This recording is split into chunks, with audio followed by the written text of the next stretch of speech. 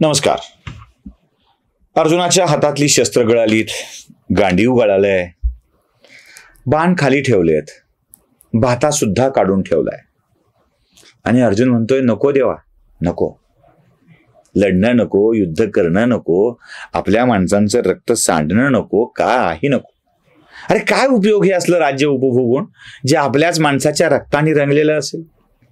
खरं सांगू देवा, आपल्या माणसांना मारून राज्य करण्यापेक्षा त्यांच्या हातून मरण पत्करून या इहलोकीची यात्रा संपवलेलं बरं रे.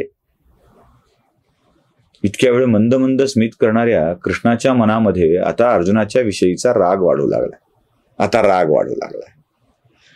यांच्या हातून मरणं बरं असे वाक्य त्यानं अर्जुनाकडून ऐकले की भगवंताच्या मनामध्ये अर्जुनाकरता चक्क शिवी येते, चक्क शिवी. आणि ज्या शिवीचा उल्लेख भगवद्गीतेत सुद्धा केलेला आहे. अरे नपुंसका हा शब्द वापरलाय ना भगवंतांनी. नपुंसकासारखा काय बोलतोयस. नपुंसका ही शिवी अर्जुनासाठी फार भयंकर आहे. कारण स्वर्गात त्याला नपुंसक होण्याचा शाप मिळाला होता आणि वर्षभर बृहन्नडेच्या रूपामध्ये नपुंसकाचं आयुष्य जगून अर्जुन वावरलेला होता. नपुंसकासारखा काय बोलतोयस. कळतंय का तुला तू काय बोलतोयस ते. अरे ही वसुंधरा नपुंसकाची होऊ शकत नाही. अर्जुना, ही पृथ्वी नपुंसकाची होऊ शकत नाही. हिला वीरभोग्या वसुंधरा म्हणतात.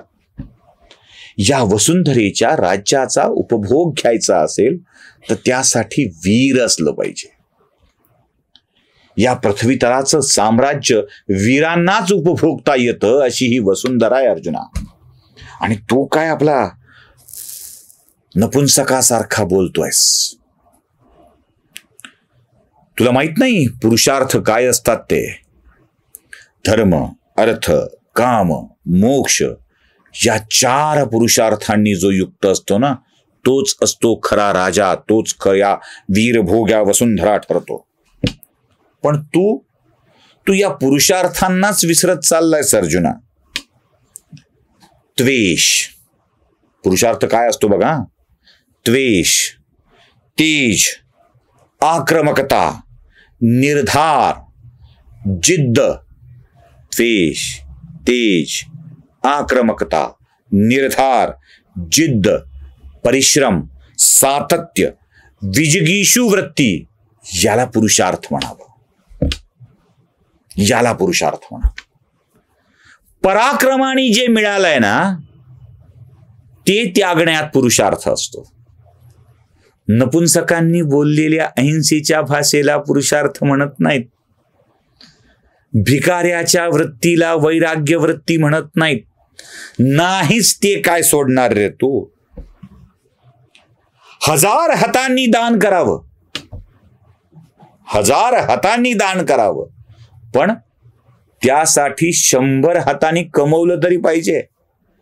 की उगाच दान करावं. तू काही कमवलंच नाही, काय दान करतो. अरे भिकाऱ्या, तुझ्याकडे तर असलं पाहिजे काही दान करायला. नाही, मी सगळं दान करायला तयार आहे. काय करणार आहेस. करणार काय आहेस दान. तुझ्याकडे काहीतरी असायला हवं ना. असं म्हणून जमत नसतं. एक सोपं उदाहरण सांगतो, तुकाराम महाराजांचं, छत्रपती शिवाजी महाराजांचं सोपं उदाहरण, जे सगळ्यांना ठाऊक आहे. जगद्गुरु तुकोबारायांची छत्रपती शिवरायांनी भेट घेतली. तुकोबारायांच्या विचाराने शिवबा एवढे प्रेरित झाले की त्यांना तुकोबांच्या चरणावर सेवा करत बसत राहावं वाटायला लागलं. ते म्हणाले, महाराज तुमचं ज्ञान ऐकल्यावर ना आता मला हे राज्य या सगळ्या गोष्टीचा मोहच वाटत नाही. नको वाटायला लागलंय हे सगळं, नको. तेव्हा जगद्गुरु तुकोबाराय आणि छत्रपती शिवरायांना जे सांगितलं ना ते खूप महत्वाचं आहे. राजे, आपला जन्मच मुळी राज्याची निर्मिती करण्यासाठी आहे, स्वराज्याची निर्मिती करण्यासाठी आहे. तुम्ही या भूमीचे पालनहार आहात, या भूमीचे स्वामी आहात. राजाला अशी वैराग्याची भावना शोभा देत नाही. आणि शिवरायांच्या मनातला वैराग्याचा आलेला विचार झटकून टाकायला लावला तो जगद्गुरु तुकोबारायाने. एकट्या कृष्णानंच हे काम केलंय असं नाहीये ना, कारण त्यानं शब्द दिलाय, संभवामी युगे युगे, मी पुन्हा पुन्हा येईन, मी पुन्हा पुन्हा येईन. वैराग्य वृत्ती कुठे असावी? वैराग्य वृत्ती ज्यानं कमवलंय त्याच्याकडती असावी. कृणवंतो विश्वमार्यम म्हणजे काय? कशाला म्हणायचं कृणवंतो विश्वमार्यम? अशा संपूर्ण जगाला चांगलं करू शकणाऱ्या श्रेष्ठ आर्यांची, मानवांची निर्मिती करण्याचं काम आमचं आहे. अशी आर्य, अशी मानव जन्मली पाहिजे, ती निर्माण झाली पाहिजे. असं असेल तरच या पृथ्वीचं रक्षण आणि पालन करता येतं. मी लढणारच नाही, मला जमणारच नाही, मला कुठं जमायचं, या असल्या भाकड कथा ठेव करून जमत नाही. विजुगीषु वृत्ती अंगी असायला हवी, द्वेष असायला हवा, तत्परता असायला हवी, सातत्य असायला हवा, परिश्रम असायला हवे, जिद्द असायला हवी. आणि हे सगळं असेल तर पुरुषार्थ असतो. धर्म अर्थ काम मोक्ष या चारही पुरुषार्थ असणाऱ्या कधी मोक्ष, कधी मोक्ष कधी शेवटी आहे.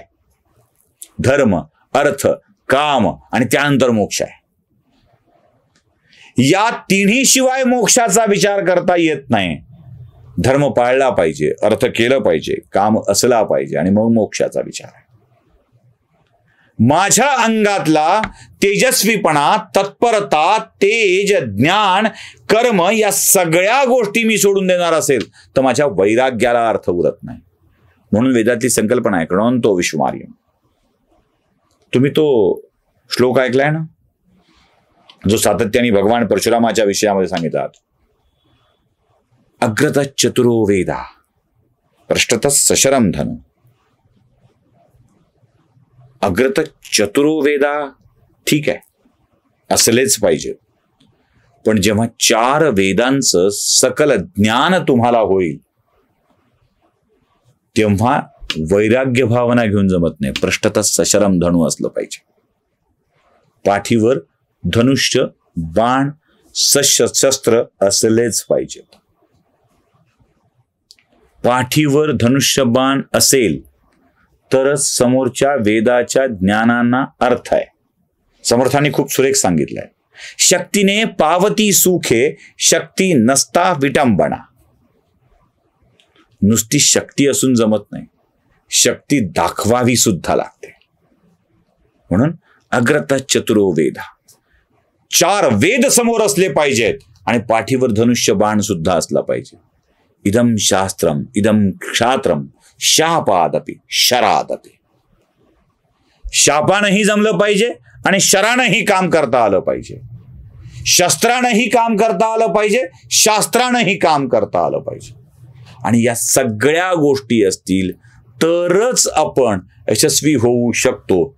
भगवंत अर्जुनाला हे पावला पावलावर सांगतायत, पण अर्जुनाच्या मनातला विषाद काही कमी होत नाहीये, तो वाढत चाललाय आणि भगवंत त्या विषादाला शांत शांत करत चालले. नमस्कार.